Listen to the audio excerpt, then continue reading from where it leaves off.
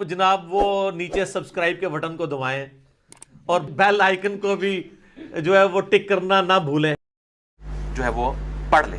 ہاں جی، آج کی آخری حدیث تیسری حدیث ہے اور آخری حدیث ہے سنن ابی داؤد میں اور سنن ابن ماجہ میں مشکات میں 1818 سیدنا عبداللہ ابن عباس رضی اللہ تعالیٰ عنہ کا بیان ہے کہ رسول اللہ صلی اللہ علیہ وآلہ وسلم نے صدقہ فطر روزہ دار کے روزوں کو لغو، فحش باتوں سے طہارت، یعنی فضول باتیں اور بے حیائی کی باتیں اگر روزے کی حالت میں نکل گئیں ان سے پاک کرنے کے لیے اور مساکین کے لیے کھانے کے طور پر فرض کیا تھا۔ لیکن اس کو آپ نے عید سے 2 دن پہلے نکال دینا ہے۔ بہتر یہ ہے کہ عید والے دن نکالیں لیکن عید کی نماز سے پہلے لیکن جو لوگ شروع میں دے دیتے ہیں وہ بالکل غلط ہے۔ تو صدقہ فطر کی افضل صورت یہی ہے کہ آپ اناج ہی دیں، یعنی وہی 3 کلو گندم ہو جائے یا 3 کلو کھجور ہو جائے یا 3 کلو جو ہو جائے، لیکن لا یکلف اللہ نفسا الا وسعها، اللہ تعالیٰ کسی جان پر اس سے بڑھ کر بوجھ نہیں ڈالتا۔ اس کے تحت رقم بھی دی جا سکتی ہے، اور یہ میرا ذاتی فتویٰ نہیں ہے۔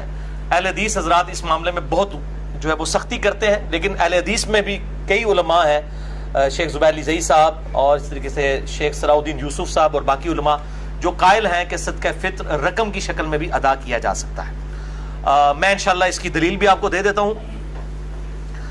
المصنف ابن ابی شیبہ میں انٹرنیشنل نمبر کے مطابق 10,368 نمبر اثر ہے، 10,368 کہ عمر بن عبدالعزیز رحمہ اللہ تعالی امیر المومنین، اسلام کے پہلے مجدد، المتوفی 101 ہجری، انہوں نے اپنے جو گورنر تھے بصرہ کے ان کو خط لکھا کہ لوگوں سے صدقہ فطر جو ہے آدھا درم وصول کرو۔ درم اس وقت چاندی کا ایک سمجھ لیں سکہ ہوتا تھا، تو آدھا سکہ وصول کیا جائے۔ اس کی فیس ویلیو بھی وہی ہوتی تھی، انٹرنسک ویلیو بھی وہی ہوتی تھی۔ اب یہ کیا بحث ہیں، مسئلہ نمبر 95B میرا سن لیں، کرنسی نوٹ کی شرعی حیثیت کے اوپر میں نے ڈیٹیل کے ساتھ بیان کیا ہے۔ تو عمر بن عبدالعزیز جو ہے وہ پہلے مجدد بھی ہیں اسلام کے، اور میں سمجھتا ہوں یہ بھی ان کی تجدید ہے کہ انہوں نے یہ درم والا معاملہ یعنی رقم کی شکل میں صدقہ فطر لینے والا شروع کیا۔ اور المصنف ابن ابی شیبہ میں 10,370 10,317 نمبر اثر حسن بصری تابعی کا ہے، المتوفی 110 ہجری۔ وہ کہتے ہیں کہ اگر صدقہ فطر رقم اور نقدی کی شکل میں ادا کیا جائے تو اس میں کوئی حرج نہیں ہے۔ تو یہ 2 تابعین کے فتاوی موجود ہیں۔ بعد میں احمد بن حنبل آئے، وہ ان فتووں کے معاملے میں وہ کہتے تھے نہیں میں سنت سے محبت کرتا ہوں۔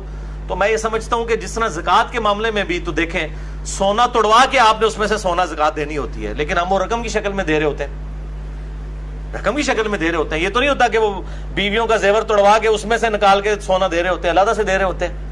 تو اس طریقے سے اگر رقم کی شکل میں زکوٰۃ ادا ہو رہی ہے بالکل منوان، جبکہ 2 تابعین سے، حسن بصری سے اور عمر بن عبدالعزیز رحمہم اللہ اجمعین، ان سے یہ چیز ثابت ہے، تو صدقہ فطر 3 کلو گندم کے برابر ایکویلنٹ پیسے بھی دیے جا سکتے ہیں۔ یہ بہت کریٹیکل مسئلہ ہے۔ پاکستان میں آج کی ڈیٹ میں اگر گندم کے اعتبار سے دیکھا جائے تو 3 جون 2017 آج کے ریٹ کے اعتبار سے سرکاری ریٹ لگائیں گے تو 120 روپے 3 کلو کا ریٹ بن جائے گا، اور اگر جو آپ گندم عام دیسی استعمال کرتے ہیں 50 روپے کلو، یا جس طرح میں 55 روپے کلو والی استعمال کرتا ہوں، تو تقریباً آپ سمجھ لیں 150 یا 165 روپے بن جائیں گے۔ وہ آپ خود کیلکولیٹ کر لیں۔ اس طریقے سے جو انگلینڈ میں یا امریکہ میں لوگ سیٹلڈ ہیں وہ ضرور پاکستان میں نکالیں فطرانہ، لیکن ریٹ اوتھے دا رکھو، ایتھے دا ریٹ لا کے نہیں، ریٹ اوتھے دا لاؤ جو صدقہ فطر۔ اور اس طریقے سے وہاں پہ جو لوگ رہ رہے ہیں وہ جو مساکین کو کھانا کھلانا ہے، اگر اس کے ایکویلنٹ پیسے دینے ہیں تو اس کے اعتبار سے دیں، اور اس اعتبار سے مسکین کو کھانا کھلانا ہے تو اس میں آپ ریلیکسیشن ہو سکتی ہے، یہاں پہ مساکین کو کھلائیں بہتر ہے، وہاں پہ اگر کوئی مسکین ملتا ہے تو اس کو وہاں پہ کھلائیں، وہ زیادہ بہتر ہے۔ اللہ تعالیٰ سے دعا ہے جو حق بات میں نے کہی اللہ تعالیٰ ہمارے دلوں میں راسخ فرمائے۔